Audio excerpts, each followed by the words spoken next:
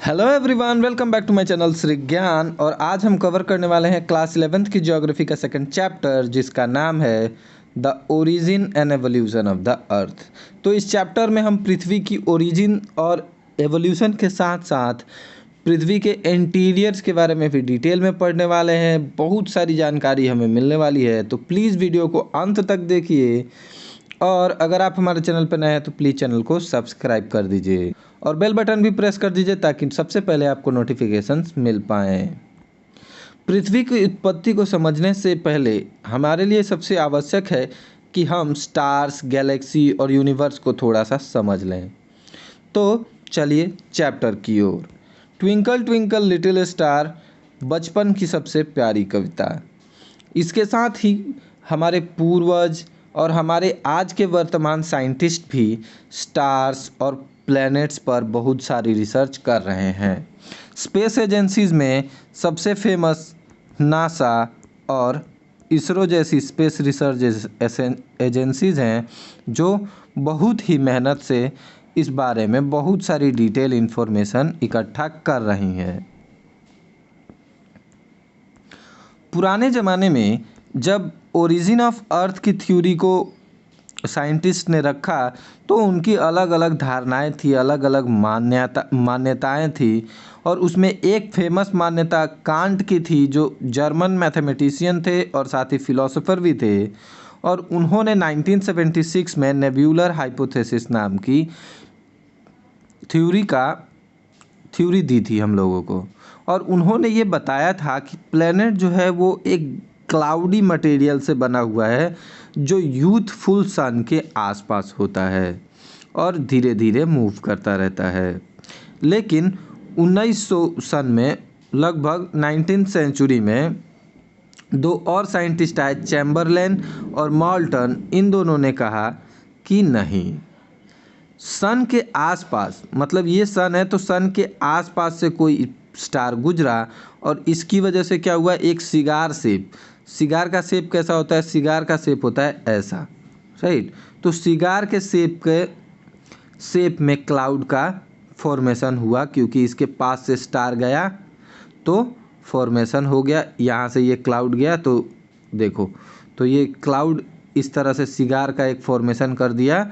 और उसके बाद से जब ये स्टार यहाँ ठंडा होने लगे, क्योंकि ये सन है तो सन के जो पास था उसका टेम्परेचर बढ़ता, मतलब बहुत जल्दी ठंडा नहीं हो सकता था, लेकिन जो सबसे दूर था वो धीरे धीरे ठंडा होने लगा और इस तरह प्लैनेट्स के निर्माण हुए। प्लैनेट्स इस तरह बने, ये बात इन्होंने कही। तो उसके कुछ समय के बाद सर जेम्स जीन्स एंड कुछ समय के बाद सर हैरोल्ड जेफरे ने भी इस बात का सपोर्ट किया, ठीक है। लेकिन उसके कुछ समय के बाद इस पर भी बहुत सारे आर्ग्यूमेंट्स होने लगे और इसी आर्ग्यूमेंट्स का नाम था बाइनरी थ्योरीज।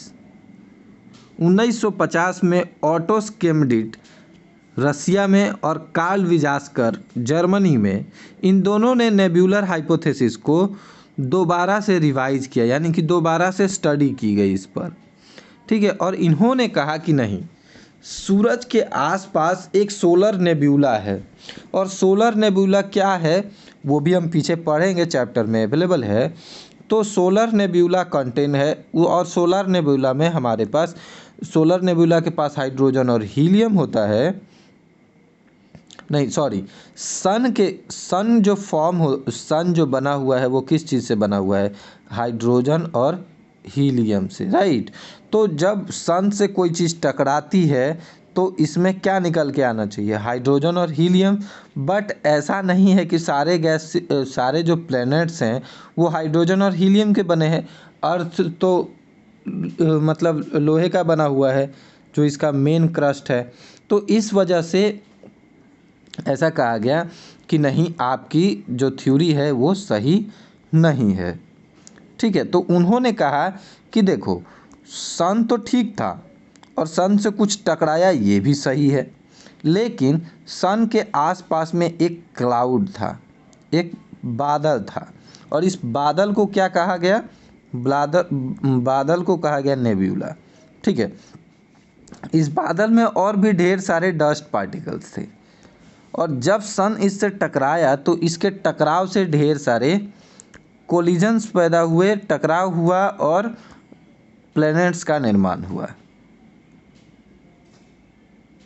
ठीक है, देखो यहाँ लिखा है the friction and collision of particles. Friction, घर्षण और कोलिजन जब हुआ, टकराव हुआ पार्टिकल्स का, तो क्या हुआ, डिस्क शेप के बादल बने। डिस्क शेप मतलब ऐसे। ठीक है।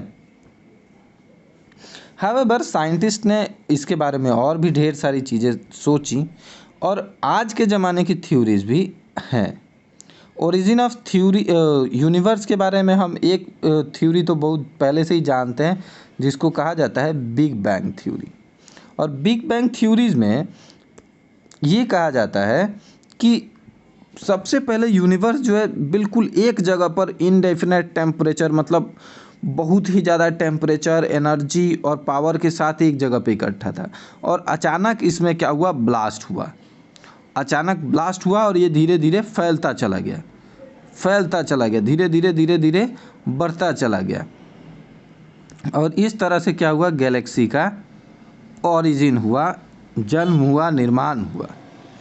तो इसको क्या कहा जाता है कि expanding universe hypothesis. Edwin Hubble 1920 में इस बात के सबूत दे चुके हैं कि जो हमारा सौर जगत है, जो यूनिवर्स है, वो धीरे धीरे क्या हो रहा है, बढ़ता जा रहा है, वो डिस्टेंस ज़्यादा कवर कर रहा है। मतलब दो स्टार्स पहले अगर मान लो इतनी दूरी पर थे, तो वो अब इतनी दूरी पर हैं। समझ में आया, डिस्टेंस बढ़ता जा रहा है, इसीलिए एक्सपांडिंग यूनिवर्स कहा जा रहा है।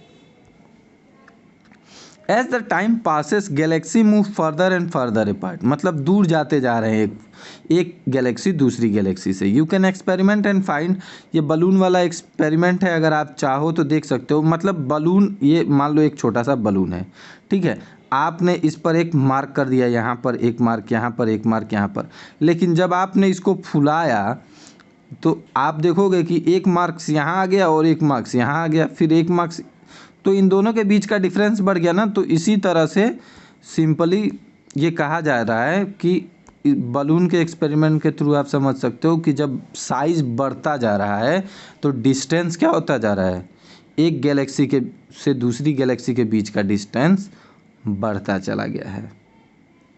ठीक है, ये बात आप इस पिक्चर के थ्रू भी बड़ी आसानी से देख सकते हो कि जब बिग बैंग ब्लास्ट हुआ, बिग बैंग इवेंट हुआ, तो यहाँ जो गैलेक्सीज थी वो कितना नज़दीक नज़दीक थी, धीरे धीरे उनके बीच का जो डिस्टेंस है वो बढ़ता चला गया, और देखो बाद में कितना ज़्यादा डिस्टेंस हो गया। सो बस यही बात थी एक्सपांडिंग जो थ्योरी थी उसकी। बिग बैंग थ्योरीज में कुछ और भी मान्यताएं हैं। जैसे सबसे पहली मान्यता तो हमने बताई दी कि एक बॉल के आकार में बहुत ही ज़्यादा वॉल्यूम और बहुत ही ज़्यादा टेम्परेचर और इनफाइनाइट डेंसिटी इसमें भरी हुई थी, और अचानक इसमें क्या हो गया, ब्लास्ट हो गया। देखो लिखा है ना, the big bang, the tiny ball, एक छोटा सा बॉल जितने आकार में था, और वो एक्सप्लोड हुआ, ब्लास्ट हुआ बहुत ही जोर से। ठीक है, वो बहुत ही ह्यूज ब्लास्ट था, एक्सपांसन शुरू हो गया। और ये बिग बैंग कब हुआ, लगभग 13.7 billion years ago. 13.7 billion year ago क्या हुआ था, क्या हुआ था, बिग बैंग इवेंट। और उसके बाद से अभी तक एक्सपांसन होता ही जा रहा है। कुछ जो एनर्जी थी वो मैटर्स में चेंज हो गई, और मैटर्स में चेंज होने के फ्रैक्शन ऑफ सेकेंड्स में ही क्या हुआ, एटम्स का निर्माण शुरू हो गया। देखो लिखा है ना, 3 minutes from the big bang event the first atom began to, तो एटम्स का निर्माण, अणुओं का निर्माण शुरू हो गया। ठीक है, within 3 lakh years from the big bang, और 3 लाख सालों में बिग बैंग के बाद जो यूनिवर्स का टेम्परेचर था वो लगभग 4,500 केल्विन तक घट गया। और इससे क्या हुआ कि यूनिवर्स ट्रांसपेरेंट हो गया, एटॉमिक मैटर्स को बनने का मौका मिल गया। ठीक है,